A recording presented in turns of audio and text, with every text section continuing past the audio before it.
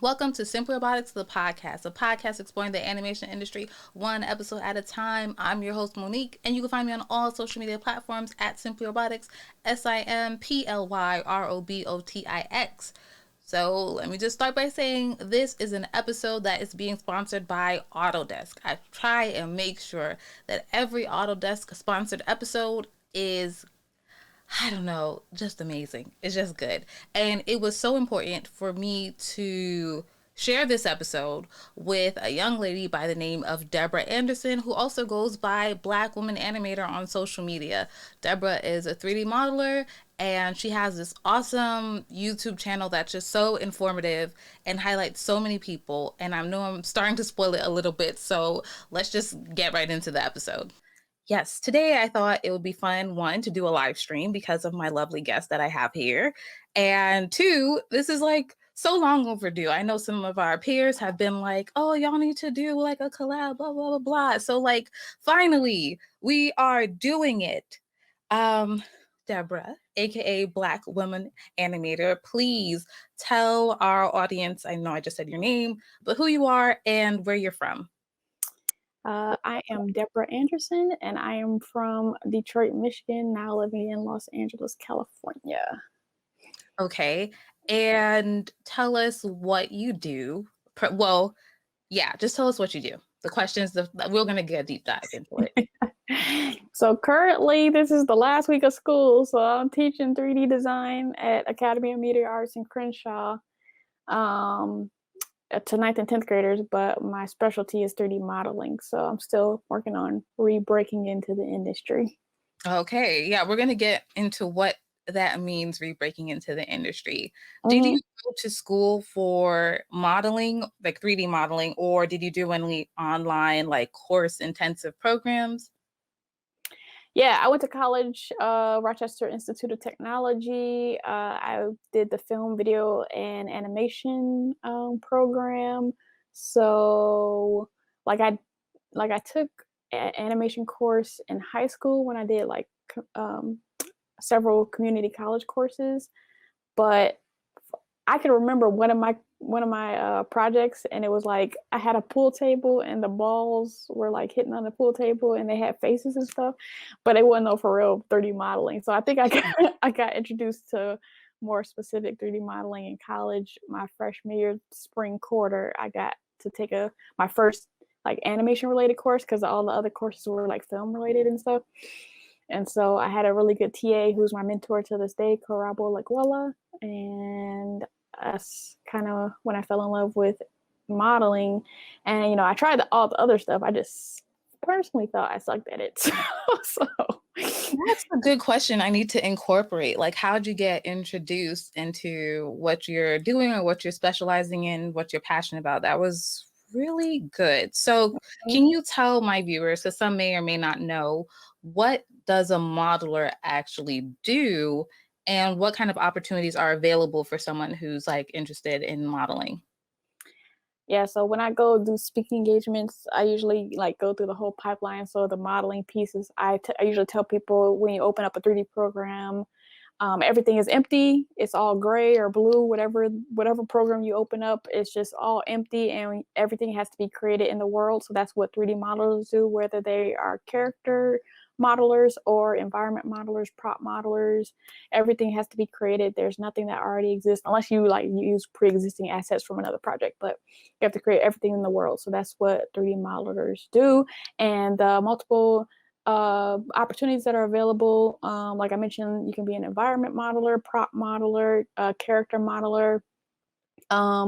If you start your career, well, not start because I started my career in Korea, but I went to Louisiana, and so that's going to be more like a generalist thing. So I did a lot of industrial manufacturing because I worked for the state of Louisiana. There's people who make assets for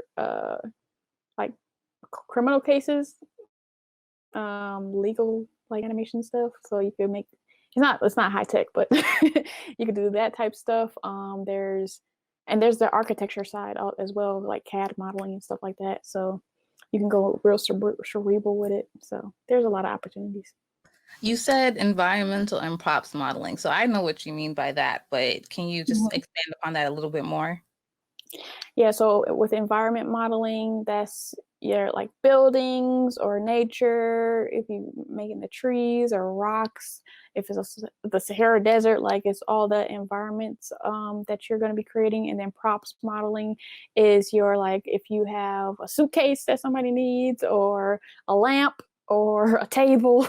Sometimes if it might be environment, it might be prop depending on whatever, but like a rope, like the whatever prop a character may use or might be in an environment. So, And I also like to ask my guests, what was like your first job ever versus your first job in the industry? Because it's like not always mhm. like, coincides or whatever.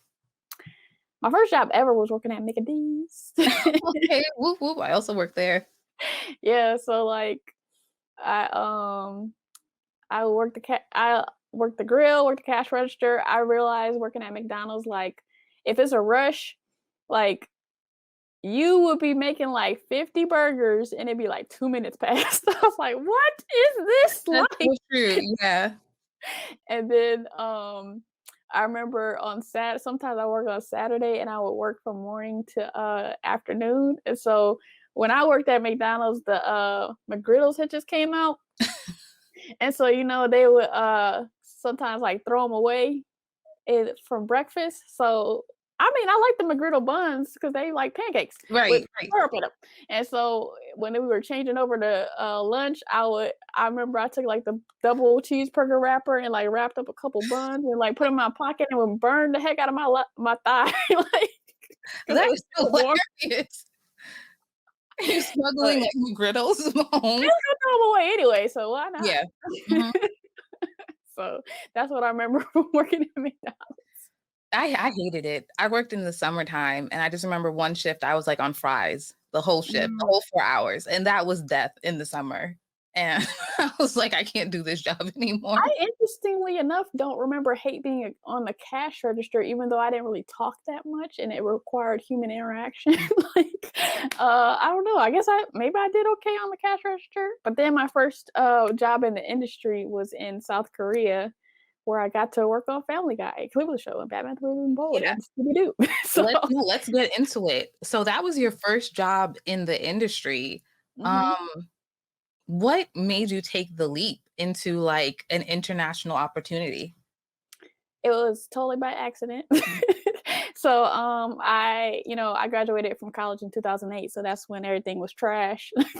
And so I was trying to get a job. I also didn't like properly try to get a job because, with our industry, there's what's called a demo reel. So you're usually creating like a video of your work. And I was just like had a website with some images on it and was trying to get a job.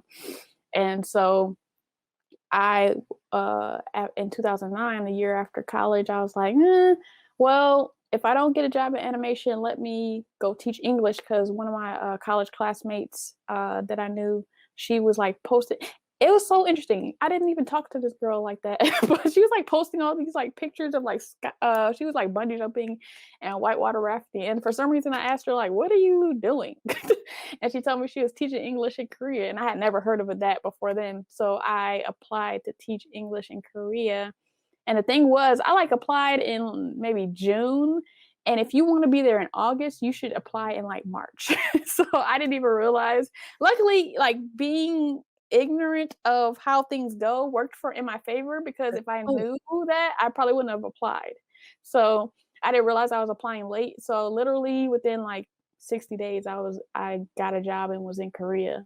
that So I was the was job that you got out there? The yeah, teaching? teaching English, because back then, like, it's more stringent now, but back then you had to have a degree in anything, like, not English or like, just anything.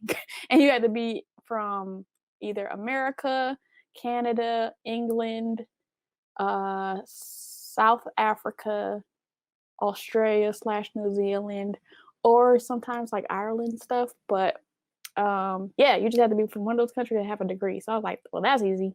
So let me go live in a foreign country right quick since I can't get my dream job." And so, Yeah, I taught English, and then I was actually gonna renew my contract, and one of my friends was like, "Don't you got a degree in animation?" I'm like, "Oh, yeah." So, because like, teaching English is really easy. You got 4 classes well, at least at a public school, you got 4 classes a day. You get off at, like, 4:30. You Hmm. got weekends, you got plenty of money. So, I was like, "Hey, let me do this again." And so, after he reminded me that, I was like, "Oh, okay, like, maybe I should, like, start going back to America or just not at least not renew my contract." But then I was like, "Okay, I've never seen an animation studio." So I emailed, like, a bunch of Korean animation studios to ask if I could get a tour, and, 2 responded. So there was I was living in Gwangju, which is in the southwest of Korea, and an incubator responded in Gwangju, and it was like the incubator was just like multiple animation companies, like people kind of doing startups. And the girl who took me around was like, "Oh, you would need to know Korean," because I wasn't actually looking for a job. I just wanted a tour, but she was just like, "Oh, you would need to know the Korean." And then I went to digital animation, and so and at the end of the tour, they were like, "Do you have a demo reel?" I was like, "No, but I can." So for the next 4 months, like in between classes at school, I brought my laptop in between classes at school after work, and on the weekend, I would work on my demo reel. And like 4 months to the day, I like sent my demo reel after I like initially reached out to them, Hmm. and they invited me back up to Seoul. And I'm like, I hope they invite me back up to offer me a job because why else am I about to make a 3-hour bus ride? Oh shoot. And they and then they offered me the position, but I was, like, sitting there, like because when you teach English, they provide your apartment, they pay your bills and all this stuff, and Mm. so I was like, "How am I gonna find an apartment and all this stuff?" But I'm thinking this in my head. But then I was like, maybe God wouldn't give it to me if I wouldn't figure it out." So I just like, "Okay, I'll do it." Yes, I will take the job. And the vice president, she helped me go apartment shopping, and she helped me at the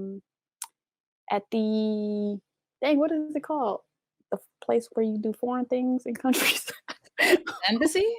It wasn't the embassy, it was, like, just the foreigner off I can't I'm the further I get away from that, I'm like, I don't remember none of these words, but I was there, she helped me, like, get my visa and stuff like that, so it was a really good opportunity.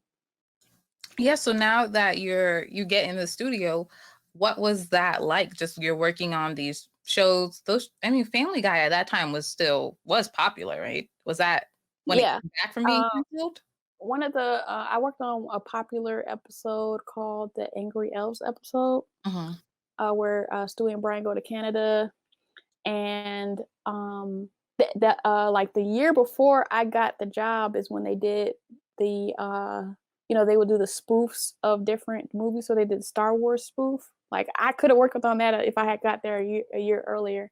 And Gotcha. so something I realized through working in Korea is that like a lot of the pre-production and writing and stuff is done in California, and like a lot of the grunt work is done overseas. So if you think about Singapore or Korea, Mexico, India, um, and I just call it grunt work because I was like working 12-hour days, like 10 a.m. to 10 p.m. 6 days Dang. a week. Yeah. But then after a little while, they start feeling sorry for me, so they start like lessening certain things. Like we we would typically go home on Saturday at like 6, but then sometimes they would do like 3, and then after a while they like rotated who could have a Saturday off, and so every Okay. maybe 6 Saturdays I would get a Saturday off. So What was it like for you seeing like your name in the credits for like the first time?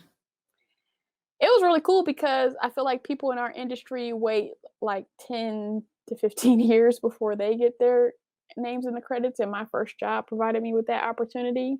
True. And so I feel like, for my personality, it kinda delivered me from, like, striving for that, and so now if I wanna get a job, I'm more willing to take a job at a place where I'm not necessarily gonna be famous or, like, have my name in the credits or whatever, just, like, pay me, so No, you always gonna have your name in the credits, but I know something that we've talked about just like off record was Mhm. about like how people, artists naturally are going to be proud to see their work on screen. So Yes. as a modeler, your work may not always make it into the final images. They might not make it into the movies or the TV shows or what have you. So by having Mm-hmm. your name and credits and getting that recognition already, you feel like, I you've don't have to released strive for that anymore. that, right? And to be honest, like even when I graduated from college, I never had aspirations of moving to California. Oh, Like, I same. thought right, I thought New Orleans was gonna be my forever city. And I never was like, oh man, I want to work for like Pixar, or I might have wanted to work for Disney because like Walt Disney is like someone I respect that in the industry as far as like what he did for the industry to take it to another level. But I also like I didn't make friends with people in my major that much, which is a part of why I probably didn't move to California. Because my thought is people like become friends in college and then, oh, let's all move out to California, let's live five in one apartment and struggle together. But all my friends were like outside of my major, and so I just was like, well, I can't do that. And so I just I just never had this like aspirations of, man, I just want to work for them one day. Like, oh, I'll just work. No, that's so real because, like, I also unfortunately don't have that many like friends from the time that I was in college, even underclassmen or a little bit older. Like, the friends that I have that went to my college are people that I've just met out in the world, and it's like, oh, you want to SBA? Me too.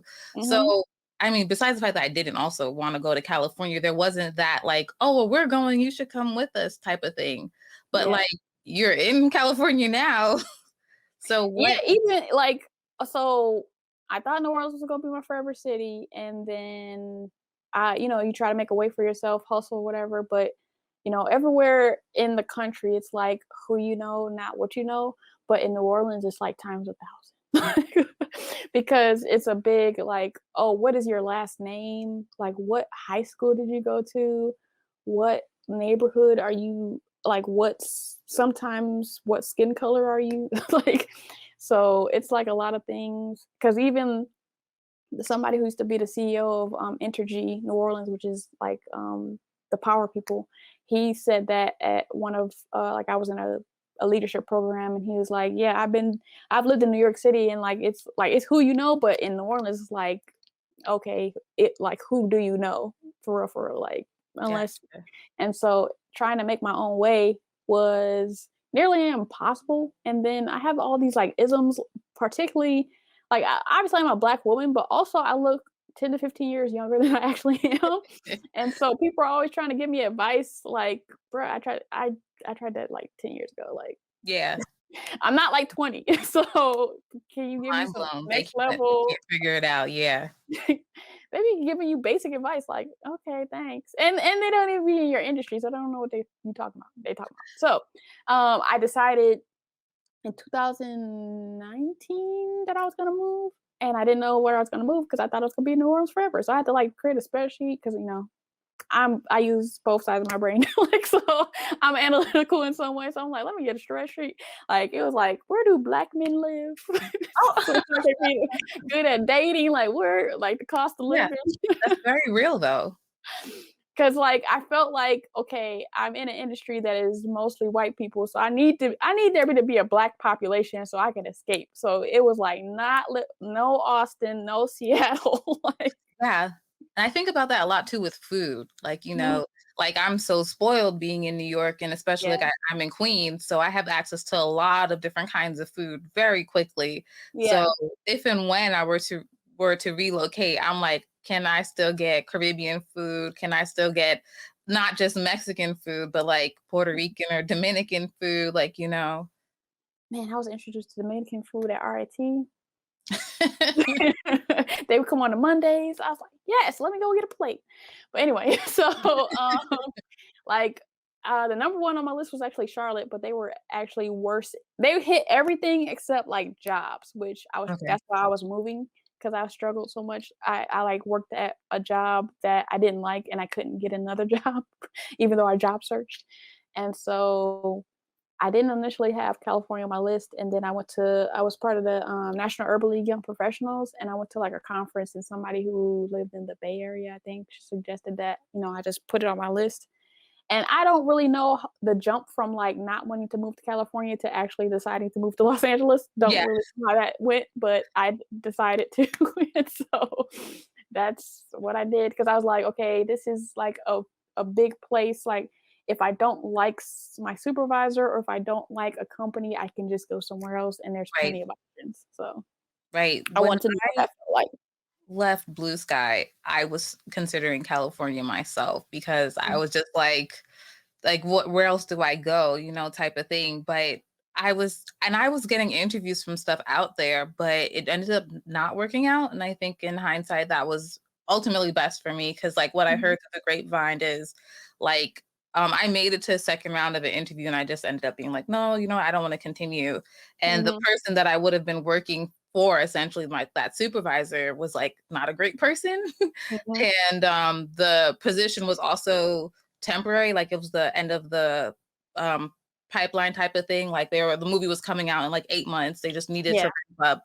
So who knows if I would have been moved on to another film. So I was like, this is a lot to do for so much uncertainty. And the Yeah. salary was just trash too. So I was like, even though I know people out there, it's like it was just like kind of too much change. And I was like, you know what? I'll just do some, and I ended up working at Michael's for like a year. But if there was another employment opportunity that came up for you to like leave America, would you take it?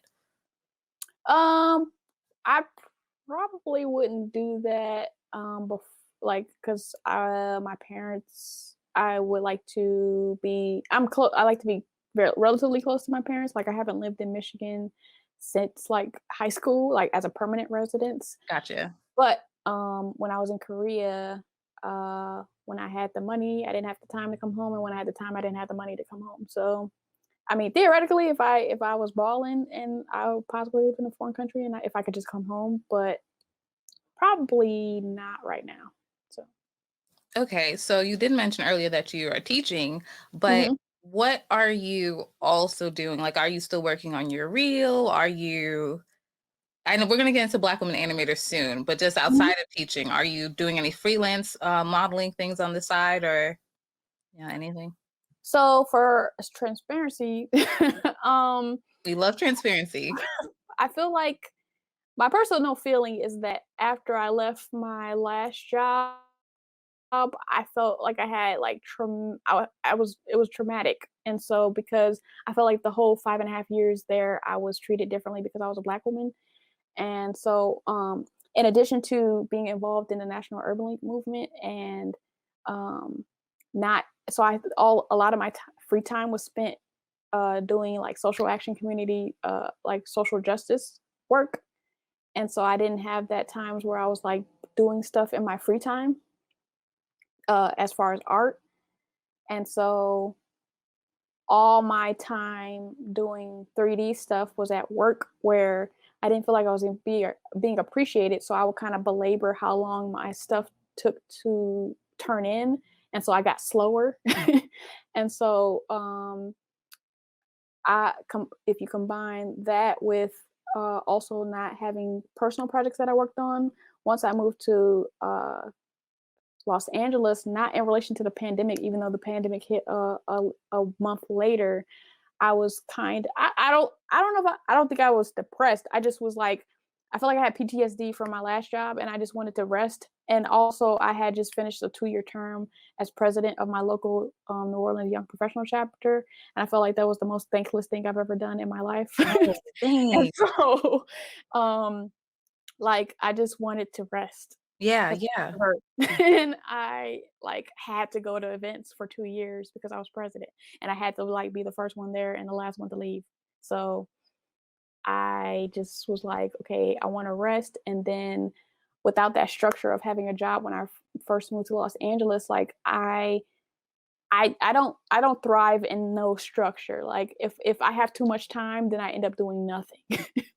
And so it was just really hard for me to work on my demo reel. And so I didn't work on it. I still did my YouTube channel, but as far as like doing any work, I did do like my tribal environment that is on my website, but I didn't really go for the gusto. And so if you if I was just to say that, people would think it would be related to the pandemic, but all the pandemic did was provide me like like a lot of time to do nothing, and that was like I need structure. Like, oh, I'm going to do this after work. Like I can do this from 5 to 7 or something like that. If I don't have anything to work around, then I'm like, okay, I was staying up till like 3 or 4 in the morning, and then I was like renting a room from some people, and so I would feel guilty. Like, are they going to judge me if I wake up at noon or like 2? So then I would like wake up earlier than I probably should if I were to go to sleep at 3, and then I just would still do nothing. So yeah, it was a lot.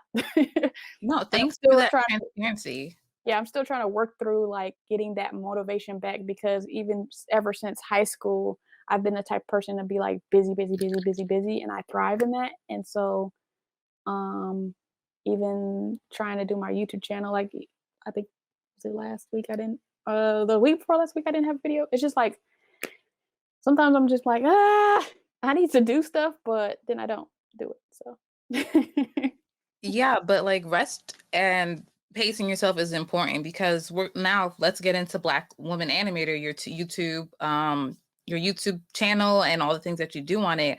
But Mhm. like you like I say like elevated your channel, right? Recently we talked about like you updating your thumbnails, Yeah. your posting schedule has the frequency has increased over the last year and change possibly. There was even a moment where you brought on someone else to your channel and gave them an Mhm. opportunity. So let's start from the beginning. Why and when did you start Black Woman Animator?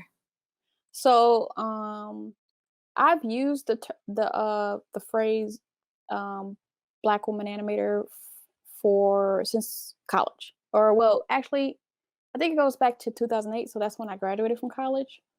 And the reason I go by Black woman animator is because nobody knows what a 3D modeler is. So Yeah, I don't go by Black everyone's woman. an animator and everyone's a graphic designer. Like that's just it. And like what a lot of people inside and outside the industry like I feel like I don't know. Most people don't really understand what Black Woman Animator is about because they're like based on what suggestions they give me. But um, I call myself Black Woman Animator not for the people in the industry, but it's for the people who are have like children who want to be in animation or people who need help and they're just like, oh, Black Woman Animator. Maybe I can. She's black like me, or she's a woman slash girl like me, maybe I could reach out to her. So that's why I go by Black Woman Animator. It's not to be accurate. It's so somebody else could see me and want if they want to reach out to me, they can. And so, um, but so it was just like a moniker that I went by, and then and so from maybe 2012 2013 I started doing like speaking engagements and workshops and classes around New Orleans and Louisiana.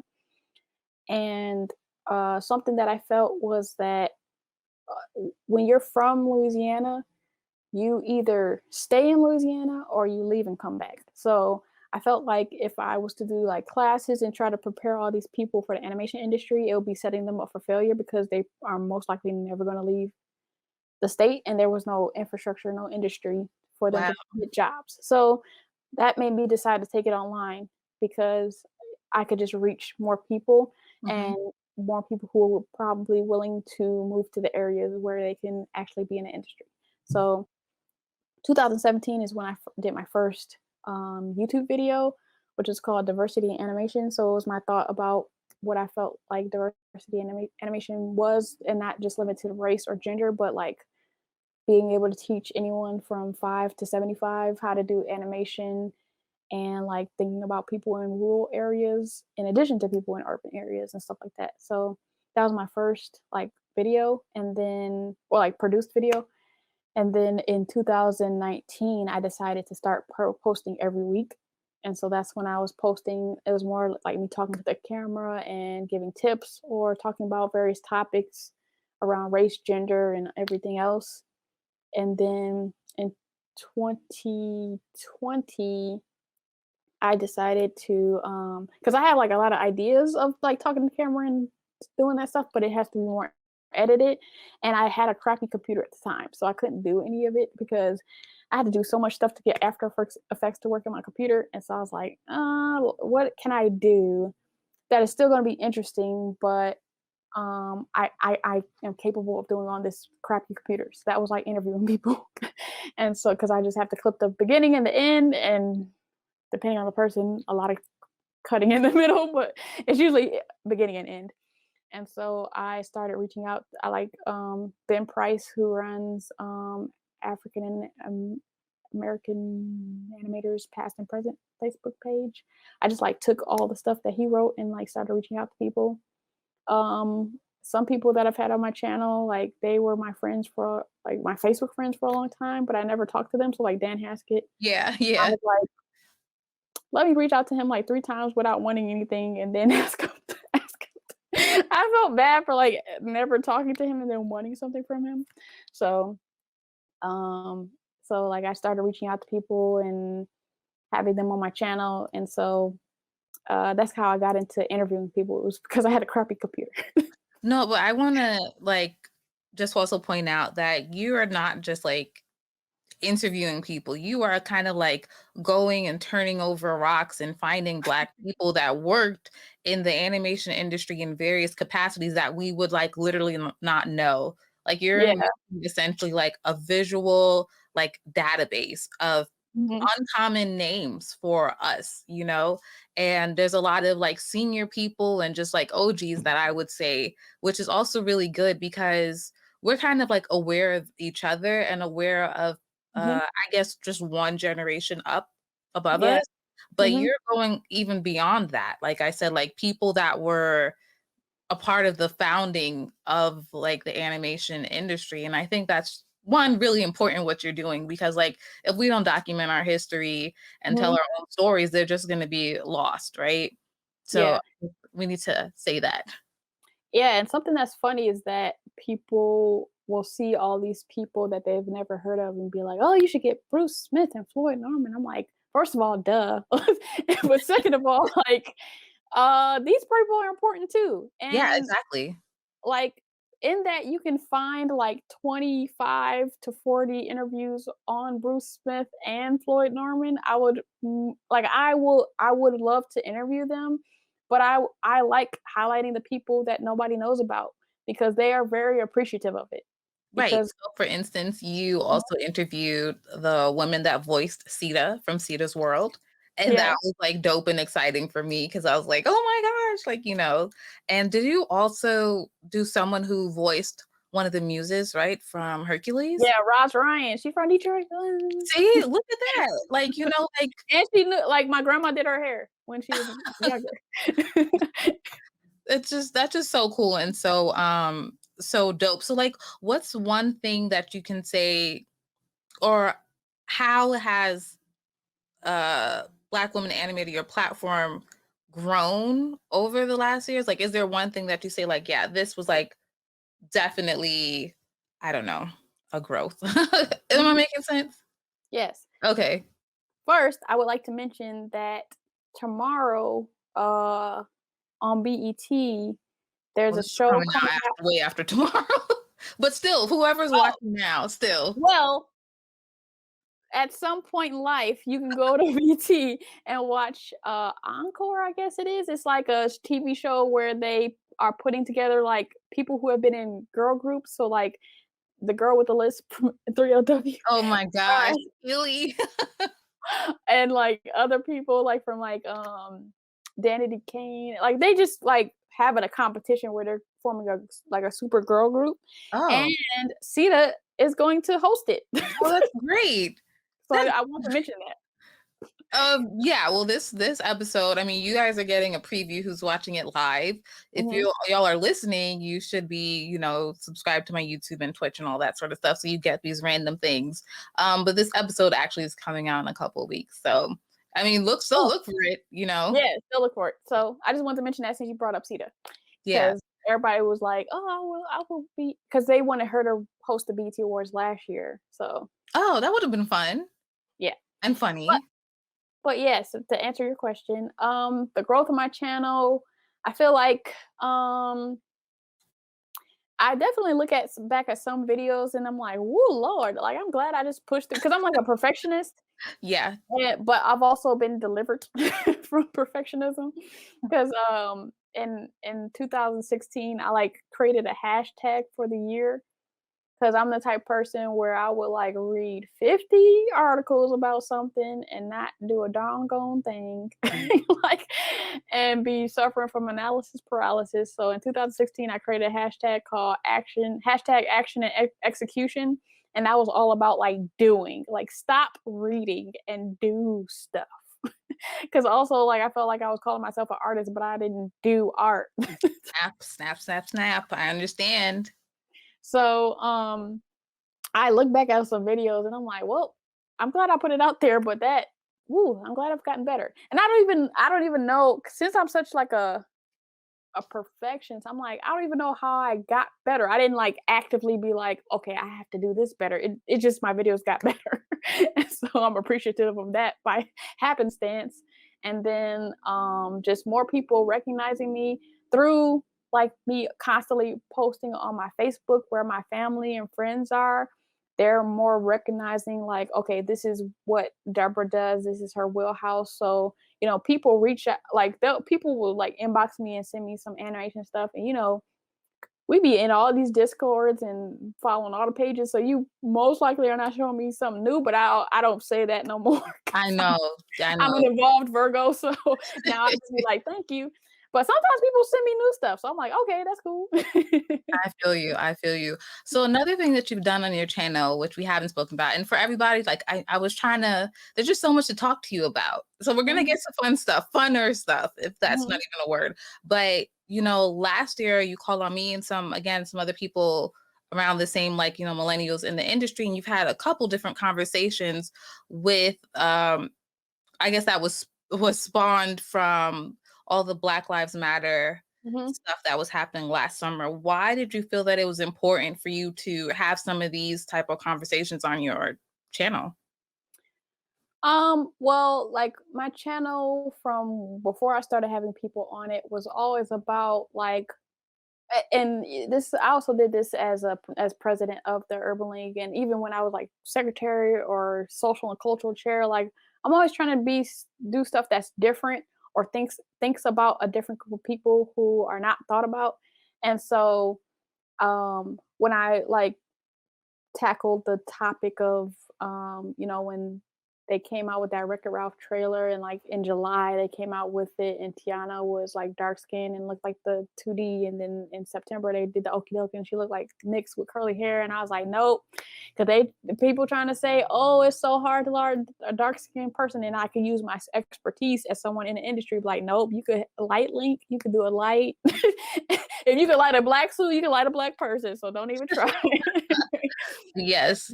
And then I like did a video about the women in animation came out team up with the Annenberg and came up with a gender study, and I just was like, y'all not even trying to solve this problem. Right.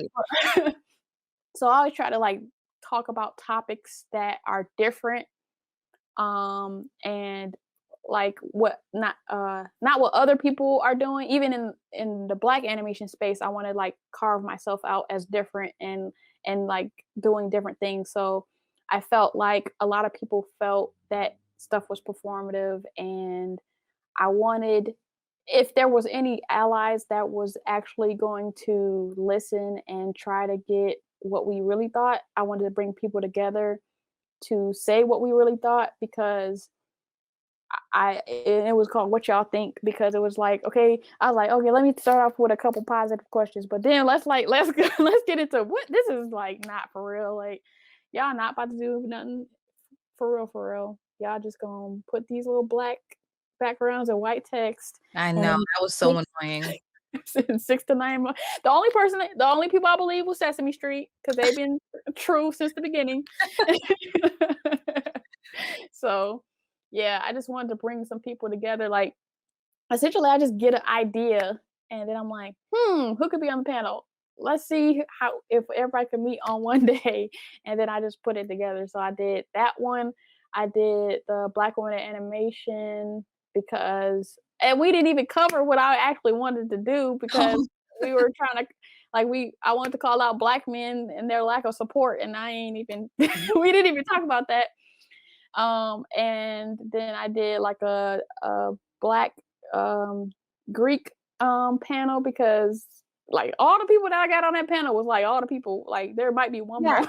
And I think So, that's really interesting because, like, you know, Black Greek life is a thing, but it mhm. doesn't seem like, I mean, and I don't know anything about that. I went to art school, but Yeah.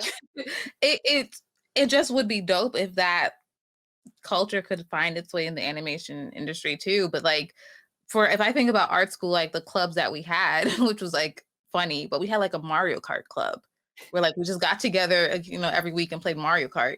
And we had Yeah. a Glee club, which you would think it was about singing, but no, we just got together every week and watched Glee, like.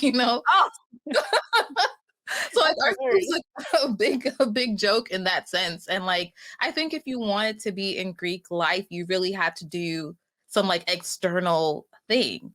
So Yeah, it was like a two-prong reason because people watch like all these Greek things on TV, which is mostly white Greeks, and they think Black Greeks are the same, and it's like, yeah, no, we totally different. Because people be like, "Oh, you bought your friends," and it's like we're organizations that like give millions of dollars to March of Dimes, and we do so much community service. And another thing is that people go to college and just go to our parties and then don't come to none of our stuff of substance and then still judge us for that's like very true. so it just was like I wanted to educate people like these organizations actually have like a great history. We do stuff of importance. Um and so that's kind of what I thought of with that panel. So yeah, I just like to and I have a couple ideas right now that I just have to like execute, but I just always if it pops into my head and it's unique. And it doesn't always have to be unique, but that's what I like to do, be just like provide meat. Like that's what another thing when I the time that I figured this out was when I was secretary of the Urban League Young Professionals in New Orleans. And because I was a leader, I had to come to the meetings, but they were like so boring. And I was like, if I was not a leader, I would not be here. So when I became president, or at least when I became social and cultural chair before I became president, I was like, if you come to my event, I want you to not regret coming and not want to go home. So like that's what I Oh think about no. with like all my videos and like all my YouTube lives and all that stuff. I'm just like, I need to provide meat. If I need you to provide substance, I need you to like not regret taking 2 hours out of your day to come do something that I put together. And before we really change gears, I want to say that I did an interview that I think is going to be announced a couple weeks after this episode comes out. Mhm. Um, and it is of a Black woman that's actually trying to develop and curate like an animation scene Mhm. in New Orleans. So if Mhm. I catch wind of any opportunities, I'm definitely gonna throw you the assist. But I think I'll tell you like off air to look Yeah. out for because it's really she's from there. So she talks about just how rich the culture is and Yeah. all that sort of stuff and the people. And she says that there's a lot of talent there and she wants to see Mhm. them shine and thrive. So just knowing that you're also very passionate about that, just being Yeah. there. So it will be dope if something really is able to happen and you can go back and work in the animation space and in your forever city. Yeah. I probably won't move back to New Orleans, but it would Oh, definitely be helpful if she needs any help. yeah. Well, what COVID has shown is that you don't need to be in California to work in animation, or you Yeah. don't need to be wherever the opportunity is, as long as you Yeah. have hopefully like good internet service and Yeah. a webcam. You're fine. Yeah, I Um, hope more people realize that because I feel like a lot of our peers and younger still operate on the old school sense of like, oh, I want to pitch this show to this big company. Just create it yourself.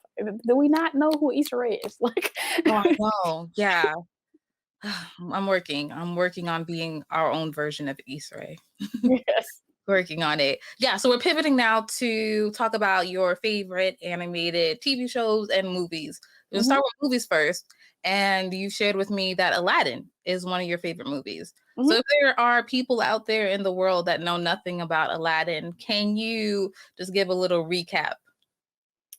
Aladdin is about a kind of like beggar boy who kind of pretends to be a prince to get the girl, but and then he runs into a genie who helps him do all this stuff. But my Aladdin is my favorite movie, not because of like any of the main storyline. It's my favorite movie because of Robin Williams. So Okay. like, Genie is like I just like and like Lion King used to be my favorite movie, but then after Robin Williams passed, I feel like I moved Aladdin up. So because what Robin Williams did with the genie character, like he's just like an amazing actor, amazing voice actor. Even when they did like compare contrast like the scenes in the live action Aladdin to the animated Aladdin, like what he did with his voice and what they were able to do with the cartoon, it's like it's no comparison because they were able to like Yeah. have like a boy turn into a sheep or something like that, and it's just like his ad libbing was Yep. so awesome, and his voice and just all that. Like that's the number one reason like I like Aladdin is because of Genie. So how did you feel about the live action? I have not seen it. Oh, so that says more than, enough. Okay. Did I? I did watch it. I think I watched it at home. And I was How like, was it? okay. I was like, okay. I don't think about it like ever. He said, "Don't see it." I, I'm not rushing it. I literally just saw Spies in Disguise yesterday. Well, that's good. What did you think of Spies in Disguise? You saw it before the meeting? After. Oh my gosh. Okay. So it was cool. In Like, comparison to Soul.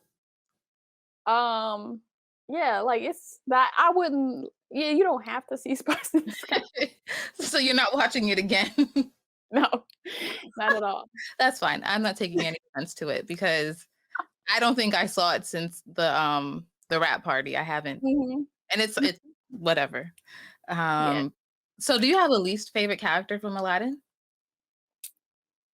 Mm, let's see. I don't think so. Because I feel like Jafar, you gotta have a villain. Iago was annoying, but hey, Gilbert Godfrey, it's like I heard his voice. That's not even his real voice. But anyway, the monkey was cool. Aladdin's cool. Jasmine cool. The carpet's cool. Like I don't really have a least a favorite character that I can think of. That's fair. I feel The like other everybody movie serves their purpose. another movie you shared was a Goofy movie. Now, I've had a couple guests to recap the movie already, so I'll spare you. Mhm. But why is it one of your favorite movies? Because, Tevin Campbell, like, the Who did blackness. that? Yes, like, and it was just a really good story, about a father that, he, like, loves his hard-headed teenage son who does teenagers be going through stuff and don't appreciate their parents, but also the blackness. And, like, I just love when we get to shine in a movie and our talents and our music and our like ad libs and all that stuff. I just love that type of Yeah, stuff. that Eye to Eye song, like, no Yeah. matter when that comes on, like, I need a moment. This is like a dance break, like, Right. So like it's a solid movie, but also the blackness. And that's a great segue into Spider-Man into the Spider-Verse. Mhm. Why? Also, I had a whole episode about that, so you don't have to recap that either. But I'm assuming blackness is a part of the reason why it's one of your favorites. But any other reasons? Yeah, I feel like Into the Spider Verse like set a high bar for the 3D animation industry because not only I feel like people concentrate on the visual a lot, but it also had great story and you could tell that they took care to create that movie because um, the combination of you know the black and Puerto Rican part, but also how, how they were able to combine so many various types of animation with the different Spider-Mans. and make it like seamless. And then the innovation with the Ben-Day dots and the comic book stuff. And it just was like, because, I am like anti-remake. And so I feel like we went through a thing where all the 2D stuff was becoming 3D, and then all Yes. the Rugrats. 2D stuff was becoming live action, and like it's just like Hollywood just does all these things over and over again. Mhm. And so it was original, and it just, there was multiple things, writing, visuals, innovation, like they took so much care to craft this movie. So that's what I liked about it. And moving on to TV shows, you basically like I have to go deep into my mental archives and I got nothing. And then I typed it into Google. You shared the show Hey Moni. And I was like, what is that? And then I found some old, like low quality videos. And I was like, dang, I forgot everything about this show. And it's the show and looking at it, it seems like awkward black girl ish. Uh-huh, Like, uh-huh. I was like, they could bring this back, they could revive this completely, and I'd be down and here for it. So for the people, because I know there's a lot of people who have no idea what that is. Tell Yeah, them, 'cause you even gotta be a certain age to even remember that. yeah, I guess so. So one, we're telling on ourselves again. No, but yeah, what's that show about? Was it on BT? It was like It 2 was on black BT. women, it was just like, and I was like a teenager, I wasn't even an adult, but it was like these 2 black women, well, Moni is a black woman, and she has like a friend group, and it was just like these middle, like these 20 or 30-year-old black women, and it was like living single kind of, Yeah. but like not really, but it just like kind of went, because I remember it was like maybe Hey Moni, and then the critic would come on. Oh. And so the critic was like that little white dude with the bald head. Um, No, I have to look that up too. Like this is yeah. stuff I forgot that I have been exposed to. So Which like is Hey great. Moni, it just was like, I just love people being black. So like, Seriously, and and again to kind of help people visualize it. When you search it, like home movies comes up. So mhm, it's kind of similar in visual appearance to that.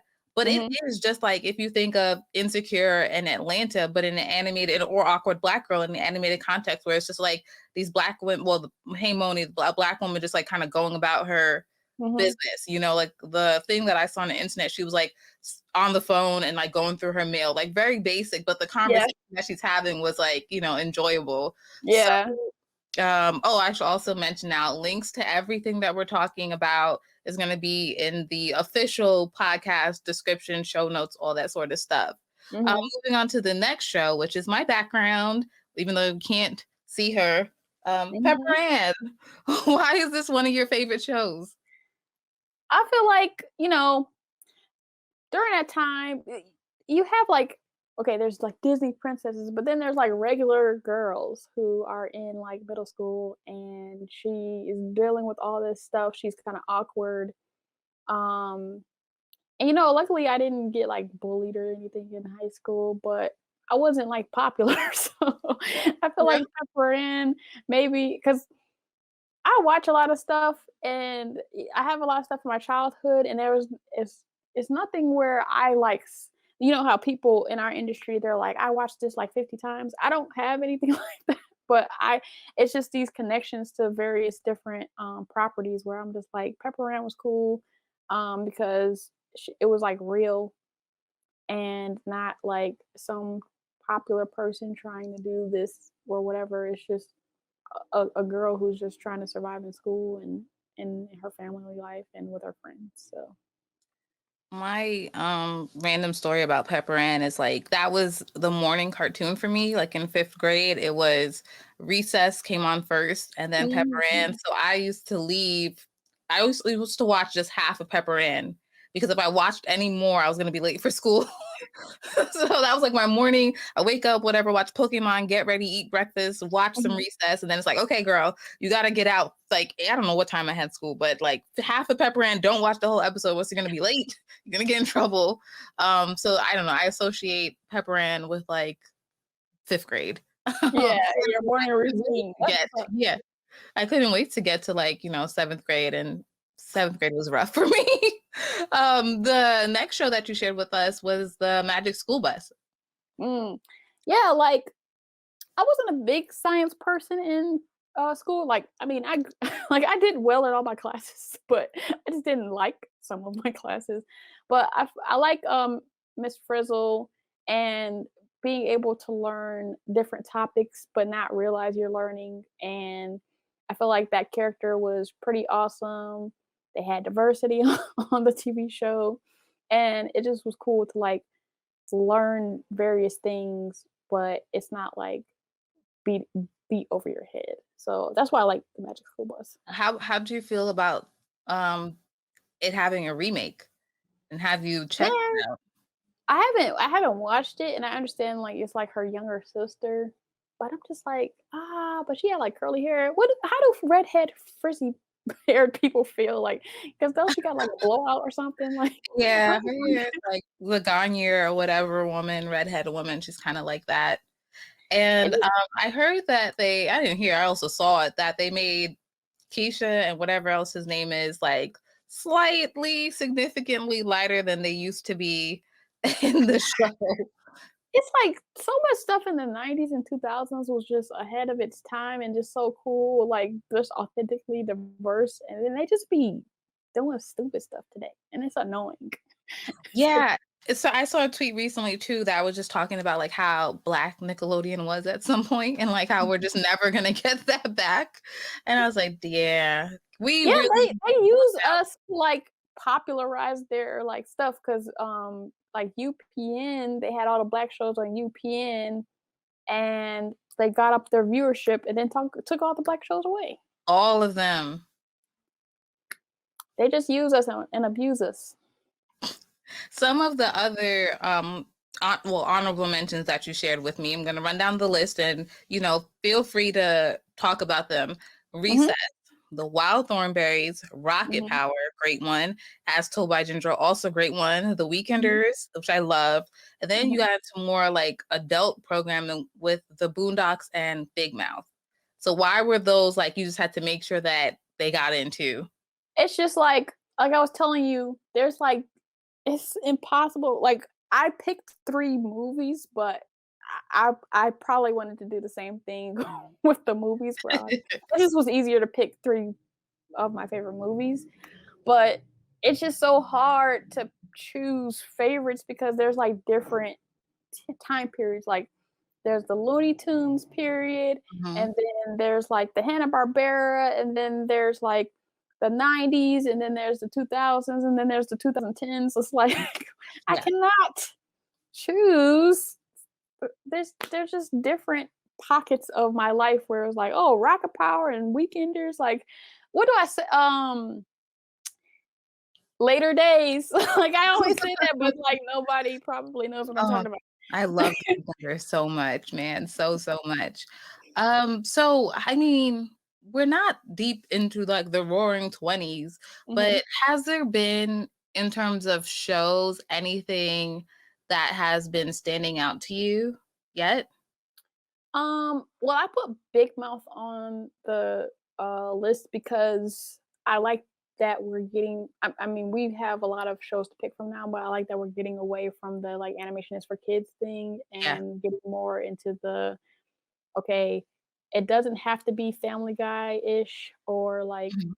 Simpsons-ish, but it could still be animation and not be for kids, and so I like the diversity of things that's happening. Um, in recent times, I've been watching like so much stuff, and so it's really trying to mine my brain for like new animation stuff that is poignant. Yeah. I'm not sure if I'm gonna be able to do that. Have No, you that's been fine. watching any new stuff? The thing what's interesting is I always revert back to comfort programming. Mhm. Yeah. So even though like I tried watching like Craig of the Creek and Mhm. Steven Universe, I say all the time I'm slowly getting through that. I revert back to Bob's Burgers all the time religiously Mhm. because I like really am enjoying HBO Max and the Mhm. archives that they have. I've Yeah. also been rewatching Batman Beyond because something that I've missed that I think I spoke about it in a couple episodes back was like we really don't have teenage programming anymore. Yeah. Mhm. So I'm really enjoying with Disney Plus going back and watching X-Men Evolution also. Mhm. Um, Teen Titans, not Go, just the regular Teen Titans. So I'm Mhm. kind of in nostalgia land right now. Yeah. And yeah, nothing new in terms of like series has really got a hold of me just yet. Yeah, I've heard good things about Craig of the Creek, and so I started. I know I started watching it on the Cartoon Network app, but I am just notoriously horrible at watching things. Like, and it's not even like, oh, I don't want to watch all the stuff that everybody's talking about. It's just like I more likely than not multitasking while I'm doing stuff. So if I actually want to pay attention, I don't want to watch it yet, and so I'm one of those people like one of my friends is one of those people where if you ask him, "Have you seen this?" He's like, "Yes." If you ask me, "Have I seen it?" I'm like, "No." Yeah, I feel you on that. If it I wasn't for know Breaking Bad is good, but I haven't seen that. I know like all these things is good. Like everything, like I watched This Is Us. That's like the popular thing that I've been watching, and like I watched like Scandal and How to Get Away with Murder for a time, but I hated that she kept going back to oh Fitz, yeah, yeah. whatever. So I was like, I'm done with that. But I want to finish How to Get Away with Murder. It's just like I just be sucking at watching stuff because you know you get into a mood and then you got to be in a mood to watch certain things. And so Yeah. I'm like, I have all this time and I could theoretically watch and catch up with something, but I'm not going to right now. Yeah, I feel like if it wasn't for me doing reviews, there would be so much I wouldn't watch because, like I said, I Mhm. go back to comfort things. But because too, like movies are so much easier to review because it's just like one block at Yeah. time. Like I want to review some America series, be but tripping. They be like 23 episodes in one season. Like, come yes, on. yeah, so I need to pull it together and start reviewing some shows because there is a lot of interesting stuff out there. Even if I'm reviewing just old stuff, like what is it now, like watching it now, 20 years later from whenever it came out. Yeah. But it's just easier to watch a movie. Yeah, it is. So we're gonna go into this game. It's really abbreviated that I play called One's Gotta Go. Mhm. Starting with Aladdin, Abu, Iago, or Raja. Um, hmm. I feel like Raj could go. I was really wondering if you would say Iago because he's like bad, you know, but I I respect mean, you. I like Gilbert Gottfried character, so Yeah, I he's respect like a Raja. staple in, my childhood, so This is true. Very unforgettable voice. yes. Next is Goofy movie. Powerline, Goofy, Max, or Roxanne. What? Oh my lord. Hmm. I guess Roxanne. Okay. I was actually going I was like, "Should I get rid of Max?" But, like, Roxanne can go, I guess. Okay. It's not like an emphatic thing. I just gotta pick one of. Well, we have two rounds for Spider Mhm. Verse. The Okay. first is Peter Parker, Mhm. Peter B. Parker, and Spider Gwen. Hmm. Imma go with Peter Parker. Okay. He went, in the movie, but still. Second round is Spider Ham, Spider Noir, or Penny Parker. Mm, Imma go with Penny. Okay. Why are we going with Penny? Um, Spider Ham, I feel like there was because I had I've watched Into Spider-Verse maybe, like, twice. Catch And up. I haven't watched it in a while, but I feel like there was, like, a line that was important from him. And then Noir, I like how they inputted him into it, and then Penny, what did she add? She's just like the anime spider No, I'm saying, character. what did she add? Oh, I yeah. mean, Well, she's like, technology. not that she should be taken out, because I liked all of the Spider people, Yes, but but one has to go. yeah, so she has to go. So we're beginning to wind down. Mhm, I gave you this question ahead of time because it stumps people all the time, and this mhm, is live. So I don't want you right. to feel like, embarrassed or anything like that. What animated character, like of all time, do you feel that you're most like? So I actually took a BuzzFeed quiz because Oh, I was did like, you? because if it didn't come out with one, I took 2 quizzes actually, and the other one That's I was like, hilarious. "Nah, I'm good." But, because it's like, I'm not the type person where I'm like, "This person speaks to me," or whatever, like, I just be watching stuff.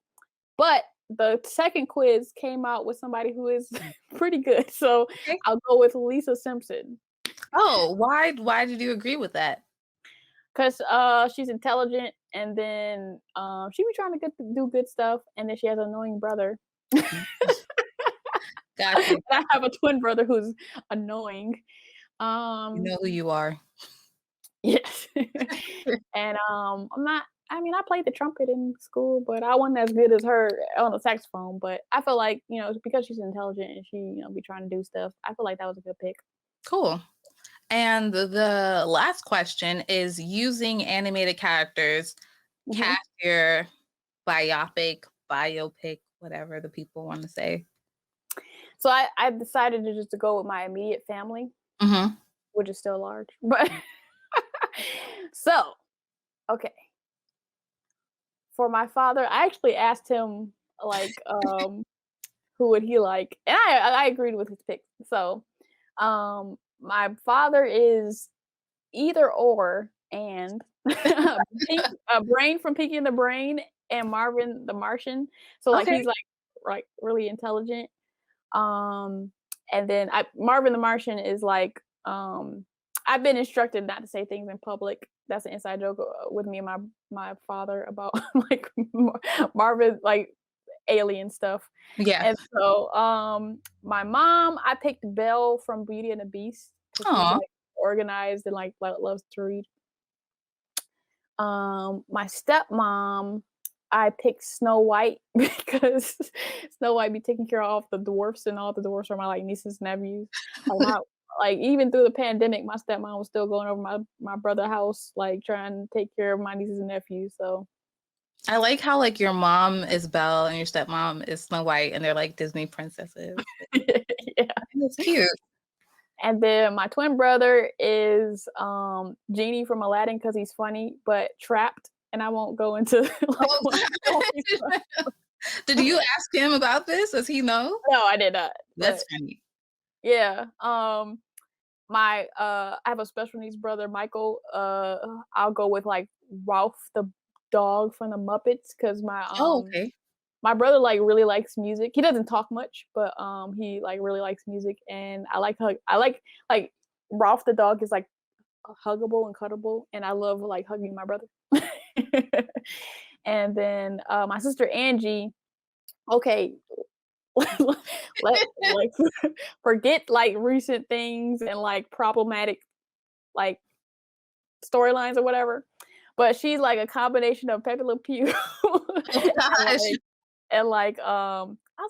I would say Mulan. I was gonna pick another like maybe like Kim Possible. Like some like she's loving, but she's like very I'll say protective.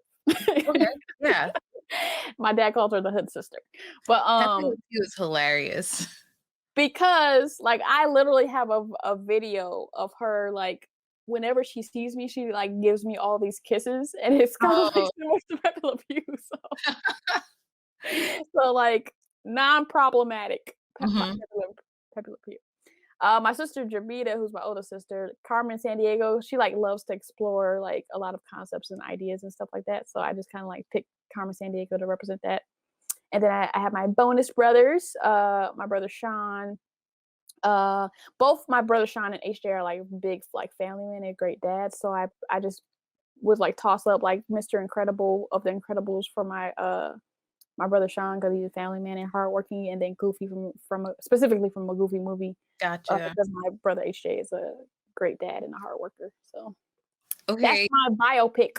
Yeah, you have the biggest cast yet. Yeah, because like I be having to do diagrams because like me and my twin brother are the only like biologically like for me it's like my only biological brother. Mhm.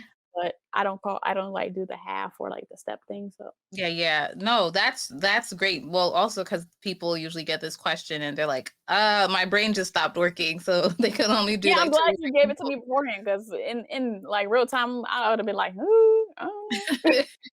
So this brings us to the end of our time today. Can you tell my listeners and viewers where they can find you, how they can learn more about you and what you're doing and all that good stuff? So for my platform, you can like my YouTube stuff. You can find me at Black Woman Animator, BLKWN Animator. But newly, I am doing like a separate thing for my like personal work, and so it's called Deb the 3D Modeler. And I just would like to say on a at a public forum that Twitter is a hater because I don't know what happened, but I like tried to get Deb the 3D modeler as a handle and they immediately suspended my account. And What? I'm just like, I ain't even did nothing yet. Like, so I don't know if somebody had this before or something because like I even tried to like create a new email because I'm like, did I do something with my like Deborah at Black Woman Animator email? Like, I don't remember getting kicked off Twitter, but like they will not let me have this Deb 3D modeler. I'm like, That's well, who wild. did something? So Yeah. I don't know. I'm gonna have to do something totally different on on Twitter. I don't know what I'm gonna have, but Deb the 3D modeler on Instagram and my website will be is deb3dmodeler.com. All right. Well, that's it. You can find me as it says over here at Simply Robotics, simplyrobotics.com. Thank you everybody who came out and is watching live. Thank you listeners.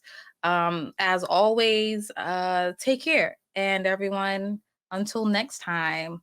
Bye. Bye. Now, didn't I tell you that this was going to be a good episode? Now, I wish that you were there live with us because you probably could have asked Deborah any questions that you had or, just chime in and engage with us in real time. So I want to say thank you to Deborah. Thank you for those that tuned in live. Thank you for those that's watching and listening now. So remember that you can always watch these podcast episodes via my Patreon and becoming a subscriber on there. Also, I do these things randomly with some episodes on my Twitch and YouTube account. So you might want to be subscribed or a follower, a friend, whatever it's called, on those platforms too, because I give short notice. There will be a time where I would live stream directly for people on Patreon, but I'm not there yet. Because it's just enough more responsibility than I want right now. I like to thank all my Patreon subscribers, however, for, just holding me down over these last couple months as I have been struggling to deliver the content. So what's really great is I don't charge you if I know I'm not going to have the content I promised on. So I did do like a tech haul where I shared a lot of the audio equipment that I've purchased. There was not sponsored to help me record the interviews for my short film that I'm making. What else should I say? I think that's it. I think that really, really is it. I'm gonna have an episode hopefully soon, which will be kind of more personal, relatively intimate, because I think it's important just to share some things that I've been experiencing and blah blah blah blah. We're gonna get into that. But I rambled on enough. Look forward to the next coming episodes. There's which I don't know what they're going to be about. I have no idea. But if you want to catch up on, like I said, what I'm doing to make this short film, that's only available on Patreon. So there's that. we've been doing a lot of behind the scenes, or I should say like pre-recorded things with Diverse Tunes as well. So if you're not, following Diverse Tunes on social media, you might want to, because the things that we've been doing the past couple months and why I've slowed down with my Patreon content and even my podcast, they're going to start being released through the partnerships that we have with Diverse Tunes. So, when I'm quiet, that means there's a lot of stuff happening, so don't worry. Worry maybe just a little bit though. Check on me just a little bit. But I'm so grateful to have done this episode with Deborah. It's something that's we've talked about so many times. Just me having her. Eventually, I'll be on her platform as she sees fit. And I just love this. I love this, and I appreciate it so much. And until next time, and thank you always. Again, you can find me on all platforms at Simplyrobotix, website simplyrobotix.com, podcast hashtag Simplyrobotixpod. And thank you again, Autodesk, for the opportunity to just say that I'm sponsored. Like, it's so cool.